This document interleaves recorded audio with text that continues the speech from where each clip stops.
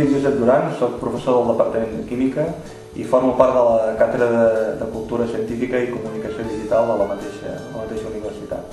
I em complau molt que avui vingueu a visitar-me a la cuina, on faré algun experiment que espero que us agradi. L'experiment que faré avui és un experiment entre un àcid i una base. Com a base faré servir bicarbonat i com a àcid ve un àcid molt perillós que està en les xutxes, és l'àcid que forma part del sidral. I ara us el presento.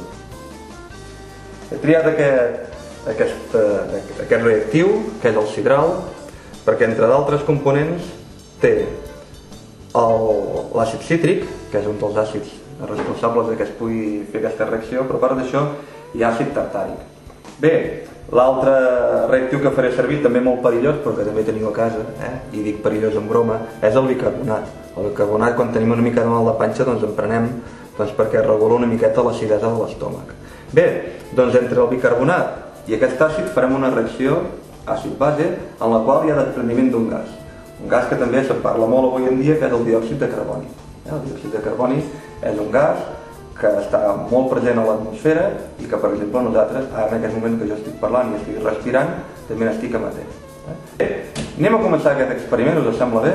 Doncs vinga, utilitzarem com a recipient per fer aquest experiment un pot de iogurt. Amb la seva tapadora, que li hem fet un petit forat.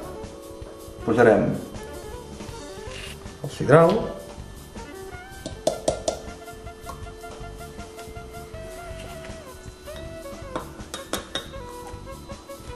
i hi afegirem aproximadament una quarta part del que hem afegit de bicarbonat. I ho remenarem bé.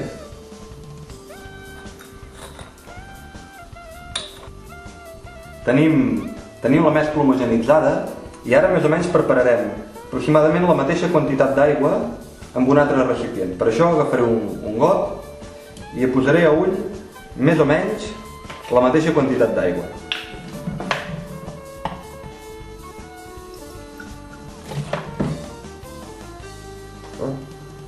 Més o menys.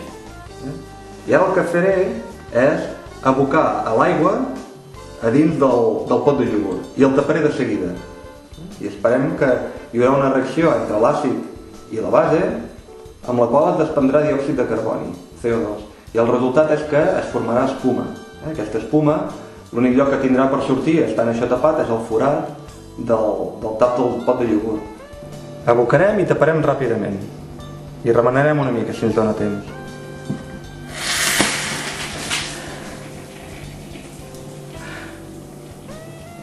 Bé, ja heu vist que es tracta d'una reacció ràpida i a vegades una mica imprevisible.